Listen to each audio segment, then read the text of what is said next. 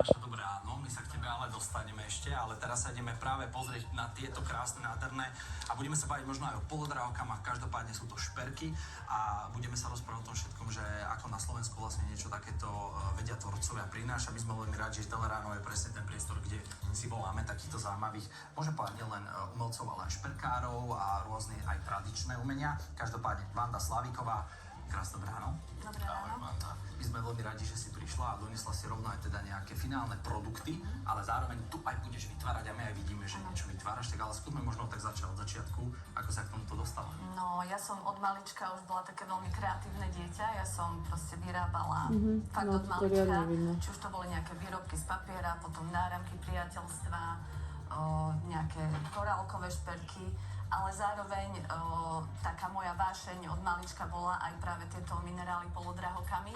Aj taká prvá kniha, čo som si z knižnice požičala, bola práve o týchto kameňoch.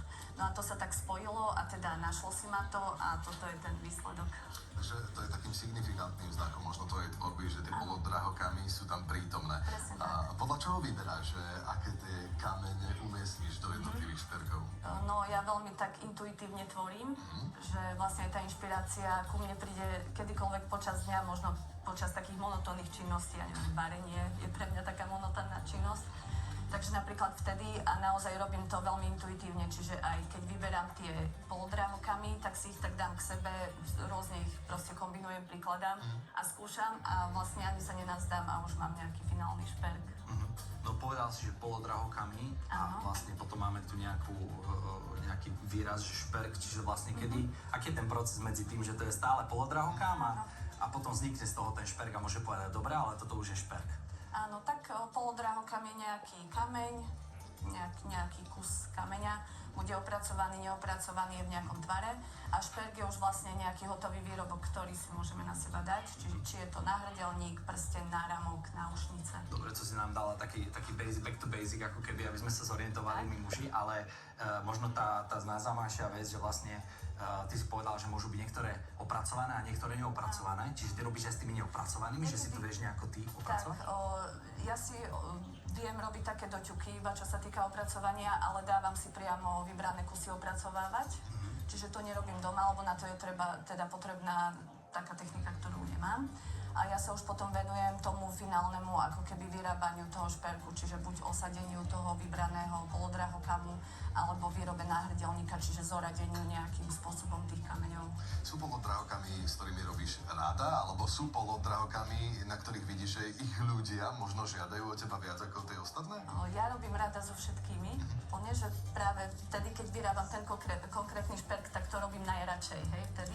Ale čo sa týka takých najobľúbenejších, tak určite na prvom mieste je labradorit. Aha, vieš nám ukázať, že kto to je, lebo napríklad ty povieš labradorit a teda nám to je veľká neznáma, pokiaľ to nevidíme. Zaujímavý šper, wow. Áno, čiže on je taký veľmi premenlivý a naozaj každý je veľmi unikátny, takže toto podľa mňa tie moje zákazníčky oslovuje tak najviac. A veľmi obľúbený je ešte mesačný kameň, ten je taký biely, to je napríklad túto tiež. Toto je mesačný kameň. Áno, a on má také krásne modré odlesky, takže je taký tiež menlivý a je vidieť, že to je prírodný kameň. A napríklad tento rúžový je čo? To je rodochrozit, ten je taký celkom akože bežný, ale je obľúbený práve kvôli jeho farbe a štruktúre. A tento? To je achat. Takže ty očividne akože, vyznáš, že z hlavy ideš akože áno. názvy. A teraz čo ten zvyšok? Lebo dobré, vidíme obrovský kus polodrahokamu, ktorý je súčasťou toho šperku, ale čo to okolie toho, hej? To znamená, že tá kovová časť. Áno, tak niektoré vlastne tie lôžka si navrhujem sama a dávam si ich teda vyrábať.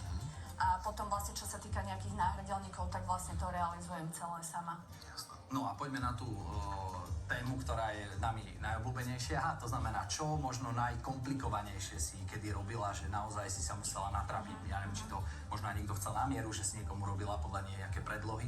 Áno, no častokrát robím aj na mieru, vyrábam podľa priania zákazníčok a častokrát sú to práve sety šperkov, že je to vlastne komplet náušnice, prsteň, náhrdelník a náramok a vtedy je to dosť komplikované to zladiť, jednak aby aj tá štruktúra kameňa bola rovnaká, podobná, lebo naozaj niektoré minerály sú veľmi, veľmi rôzne, môžu mať rôznu štruktúru, farbu, aj keď sa jedná o rovnaký druh. Čiže toto je asi také najzložitejšie, spraviť celý ten set tak, aby spolu ladil. Výborne, Vanda, ty nebudeš nám len ukazovať tie šperky, budeš ich tu aj vyrábať, tak sa tešíme, že čo sa ti podarí. No a my veríme, že vám sa dnes podarí aj vyhrať súťaži Stavaj a vyhrať 13 000 eur, to je